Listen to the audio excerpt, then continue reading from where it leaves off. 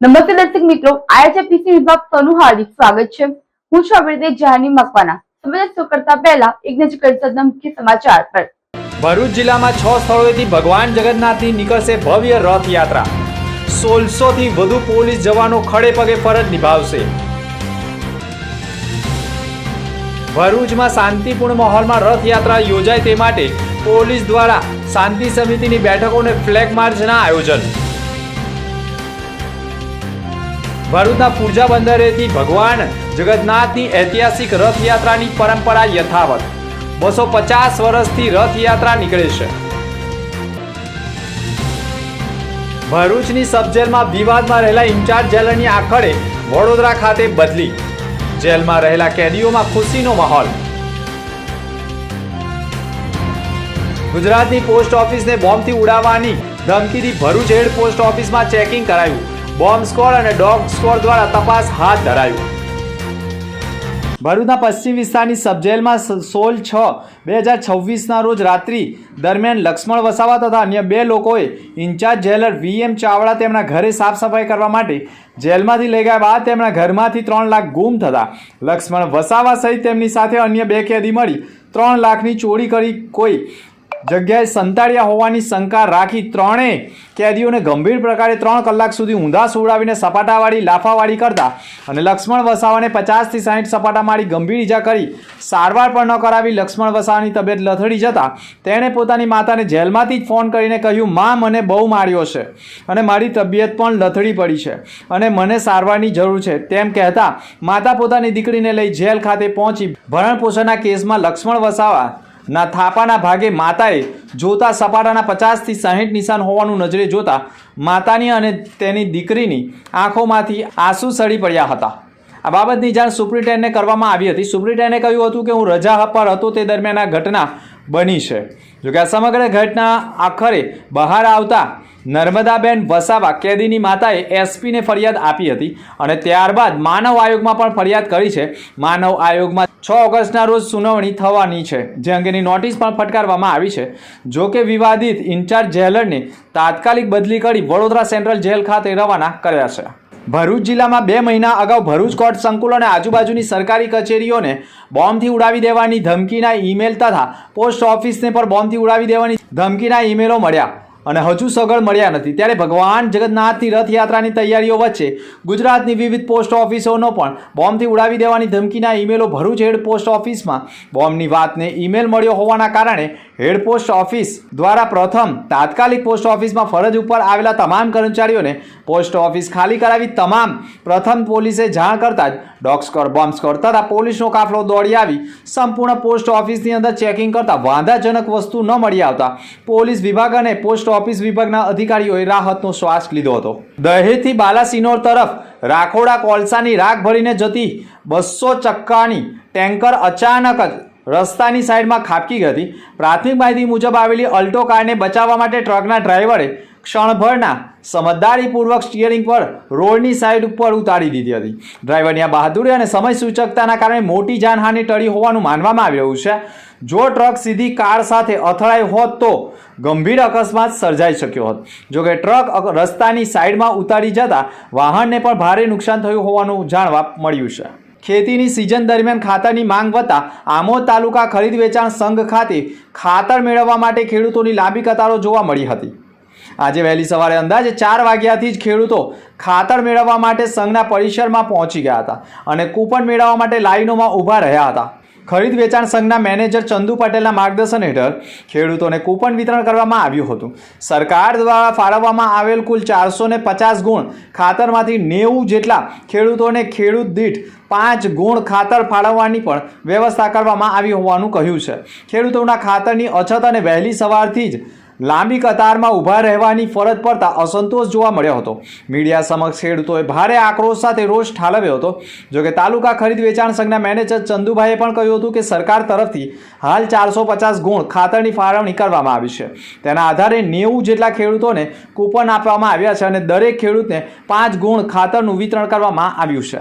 Bharuch traffic પોલીસના હેડ constable Rajeshbhai તથા driver ASI Kanu air force કોન્વોયના પાયલોટિંગ ફરજ દરમિયાન હતા તે દરમિયાન જ અંકલેશ્વરના પિલુદ્રા ગામ નજીક એક હાઈવા ટ્રકનો ટાયર અચાનક ફાટી જતા ટ્રક પલટી મારી ગઈ હતી. અકસ્માતમાં ટ્રક ડ્રાઈવર ઈજાગ્રસ્ત થયો હતો. ઘટનાની જાણ થતાં ટ્રાફિક પોલીસના સ્ટાફે સમય ગુમાવ્યા વિના અકસ્માત સ્થળે પહોંચી ગોલ્ડન 5 મિનિટ દરમિયાન ઈજાગ્રસ્ત ડ્રાઈવરને વાહનમાંથી સુરક્ષિત બહાર કાઢ્યો હતો અને ત્યારબાદ તાત્કાલિક જરૂરી પ્રાથમિક સારવાર આપી તાત્કાલિક એમ્બ્યુલન્સ મારફતે વધુ સારવાર માટે હોસ્પિટલમાં ખસેડવામાં આવ્યો છે. ટ્રાફિક પોલીસની સમય સૂચકતા અને માનવતાભર્યા અભિગમના કારણે ઈજાગ્રસ્તને ઝડપથી સારવાર મળી હતી. ભરૂચ જિલ્લામાં ગુરુવારે ભગવાન જગન્નાથ, બહેન સુભદ્રા અને ભાઈ બલરામ સાથે રથમાં નગરચર્યાએ નીકળનાર છે અને રથયાત્રાઓ પણ શાંતિપૂર્ણ માહોલમાં યોજાય તે માટે પોલીસ તંત્ર પણ સજ્જ બન્યું છે. જેમાં ભરૂચ શહેરમાં પ્રથમ રથયાત્રા બપોરે આશ્રય સોસાયટી નજીકના ભગવાન જગન્નાથ મંદિરથી ઉડિયા સમિતિ દ્વારા રથયાત્રા નીકળશે અને બપોરે જ ઇસ્કોન સેવા સમિતિ દ્વારા પણ શીતલ સર્કલ ખાતેથી પણ રથયાત્રા નીકળશે, જે કસક મક્તમપુર જાડેશ્વર રોડ થઈ KGM સ્કૂલ ખાતે સંપન્ન થનાર છે.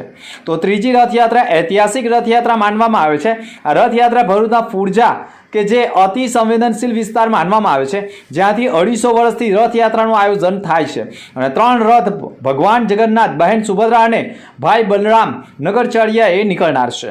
અંકલેશ્વર ખાતે પણ 2 રથયાત્રાના આયોજન થનાર છે, જેમાં અંકલેશ્વર GIDCમાં ઉદ્યોગપતિઓ દ્વારા ભગવાન જગન્નાથની રથયાત્રાનું આયોજન, તો બીજી રથયાત્રા અંકલેશ્વરના શહેરી વિસ્તાર ભરૂચી નાકા નજીકથી રથયાત્રાનું પ્રસ્થાન થનાર છે.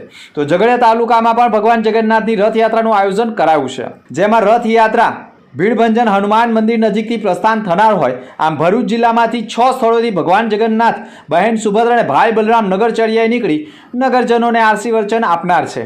ભરૂચ જિલ્લામાં 6 રથયાત્રા ઉપર ચુસ્ત પોલીસ બંદોબસ્ત રહેશે, જેમાં Bharuch 1 SP, 5 DYSP, 19 PI, 46 PSI, 879 police જવાનો, 500 હોમગાર્ડ જવાનો, 200 GID જવાન, 1 ટીમ SRP ગ્રુપ તથા બોડી 1 કેમેરા 3, ડ્રોન કેમેરા 2 સહિત નેત્રમ કેમેરા કંટ્રોલ ઉપર પણ સતત નજર રાખવામાં આવનાર છે. આગામી 16 તારીખના રોજ ભરૂચ શહેરમાંના જુદા જુદા વિસ્તારમાં 3 જેટલી રથયાત્રા નીકળનાર છે.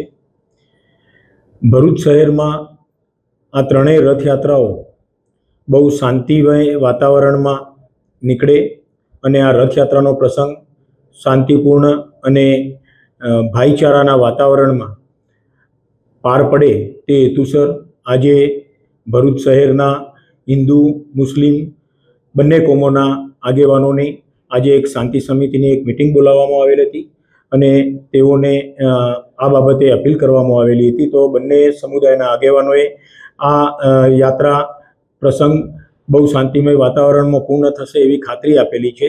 ભરૂચમાં 250 વર્ષ ઉપરાંતથી ફુરજા બંદરથી ભગવાન જગન્નાથની રથયાત્રા પરંપરા મુજબ નીકળતી આવી છે. તે સમયે ભોઈ સમાજના લોકો કામ કરતા અને બપોરના સમયે હાલ જ્યાં ભગવાન જગન્નાથજીનું મંદિર છે ત્યાં ભોજન બાદ આરામ કરતા હતા. ઓડિશાથી આવતા જહાજોમાં ત્યાંથી મજૂરો તથા વેપારીઓ અવારનવાર ભરૂચ આવતા હતા. તેઓના સંપર્કમાં ભોઈ સમાજના લોકો પણ આવ્યા. શ્રદ્ધાળુઓએ ભેગા થઈને એવું વિચાર્યું કે આપણે જ્યાં આરામ કરીએ છીએ ત્યાં એક મંદિર હોય તો વધુ સારું, જેથી સવારમાં કામે આવતી વ્યક્તિઓ અહીં દર્શન કર્યા બાદ પોતાના કામે લાગી જાય. ઓડિશાવાસીઓની મદદથી ભોઈ જ્ઞાતિના કર્મચારીઓએ અહીં ભગવાન જગન્નાથજીનું મંદિર બનાવવાનું નક્કી કર્યું. તે સમયે આ ફુરજા વિસ્તારનો કાદવ માટીવાળો ઊંચાવાળો વિસ્તાર હતો. અહીં નાળિયેરનો વેપાર ધમધોકાર ચાલતો હોવાથી નાળિયેરના છોડાના રેસામાંથી મિશ્રણ કરીને ભગવાન જગન્નાથજીની મૂર્તિ બનાવવામાં આવી હતી. લોકવાયકા એવું પણ છે કે ભગવાન બલરામ અને બહેન સુભદ્રા તથા ભગવાન શ્રી કૃષ્ણની ભવ્ય પ્રતિમાઓ તૈયાર થઈ છે. ત્યાર પછી મંદિર બનાવવામાં આવ્યું અને ત્યારથી ભરૂચમાં ભોઈ સમાજ દ્વારા દર અષાઢી બીજે જગન્નાથપુરીની જેમ જ રથયાત્રા નીકળે છે અને આ રથયાત્રાના પૈડા પણ જ્યારે થંભ્યા નથી તેવા કોરોના કાળમાં પણ મંદિર સંકુલમાં પણ રથયાત્રાનું આયોજન કરવાની પરંપરા યથાવત રાખી છે. અમદાવાદ પહેલાં ભરૂચમાં સૌ પ્રથમ વખત ફુરજા બંદરથી ભગવાન જગન્નાથજીની રથયાત્રા નીકળી હોવાનું લોકવાયકા રહ્યું છે. છેલ્લા 250 વર્ષથી સતત ફુરજા બંદરથી ભોઈ પંચ દ્વારા અષાઢી બીજના દિવસે ભગવાન જગન્નાથની ભવ્ય રથયાત્રાનું આયોજન કરવામાં આવે છે. આ વર્ષે પણ પરંપરા મુજબ રથયાત્રાનું આયોજન કરવામાં આવ્યું છે, જેમાં 3 રથમાં ભગવાન જગન્નાથ, બહેન સુભદ્રા અને ભાઈ બલરામને બિરાજમાન કરીને રથ ખેંચવામાં આવશે, જે વિવિધ રૂટ ઉપરથી પસાર થનાર છે અને એટલા માટે ચુસ્ત પોલીસ બંદોબસ્ત પણ તૈનાત રહેનાર છે. जगन्नाथ भगवान की जय। भरूच स्थित मां नर्मदा किनारे अति पौराणिक અને પ્રાચીન મંદિર ભગવાન શ્રી જગન્નાથ ભગવાનનું મંદિર આવેલું છે. ભરૂચ ભોઈ સમાજ છેલ્લા 250 વર્ષથી વધુ સમયથી ભગવાન જગન્નાથની રથયાત્રાનું આયોજન કરે છે. એવું કહેવાય છે કે બહુ વર્ષો પહેલા અહીંયા ફુરજા બંદર બહુ લંગરો અને જહાજો આવતા હતા, બહુ જહાજો ચલાલી હતી. એવા અમારા સમાજના વયોવૃદ્ધ અહીંયા રોજીરોટી કરતા હતા, ખલાસીનું કામ કરતા હતા. ઓડિશાથી એક સંત આવ્યા કે તમે બપોરના વિશ્રામ ક્યાં કરો છો અને કઈ જગ્યા પર કરો છો? ત્યારે અમે એમને જગ્યા બતાવી. ત્યારે એમને કહ્યું કે આપણે ભગવાન જગન્નાથની એક મૂર્તિ બનાવીએ. એક ચમત્કાર થયો અને તે સમયે એ સંતે ભગવાન જગન્નાથની મૂર્તિ બનાવી. આજે પણ એ મૂર્તિ અમારી પાસે છે, નાની મૂર્તિ અમે રાખી જ છે, સાચવેલી જ છે, પૌરાણિક મૂર્તિ છે. અને ત્યારથી આજ દિન સુધી ભગવાન જગન્નાથની અમે રથયાત્રાનું આયોજન કરીએ છીએ. ખૂબ ભક્તિમય માહોલથી ભગવાન જગન્નાથની રથયાત્રા નીકળે છે. ભરૂચથી આ સ્થિતથી અહીંયા જગ્યાથી કટવા દરવાજા, લાલ બજાર, ચકલા, નાનો બજાર, મોટો બજાર, સોનેરમેલ અને છેલ્લે ગોગડા મહારાજના મંદિરમાં રથયાત્રાનું સમાપન થાય છે. ભરૂચ શહેરની જનતાને અમે આમંત્રિત કરીએ છીએ કે આ રથયાત્રામાં આપ આવો અને ભગવાનનું રથ ખેંચીને પોતાની ધન્યતા અનુભવે. અંતમાં મુખ્ય સમાચાર પર ફરી એક નજર. ભરૂચ જિલ્લામાં 6 સ્થળોએથી ભગવાન જગન્નાથની નીકળશે ભવ્ય રથયાત્રા. 1600 થી વધુ પોલીસ જવાનો ખડે પગે ફરજ નિભાવશે. ભરૂચમાં શાંતિપૂર્ણ માહોલમાં રથયાત્રા યોજાય તે માટે પોલીસ દ્વારા શાંતિ સમિતિની બેઠકો અને ફ્લેગ માર્ચના આયોજન. ભરૂચના ફુરજા બંદરેથી ભગવાન જગન્નાથની ઐતિહાસિક રથયાત્રાની પરંપરા યથાવત. 250 વર્ષથી રથયાત્રા નીકળે છે. ભરૂચની સબજેલમાં વિવાદમાં રહેલા ઇન્ચાર્જ જેલરની આખડે વડોદરા ખાતે બદલી. જેલમાં રહેલા કેદીઓમાં ખુશીનો માહોલ.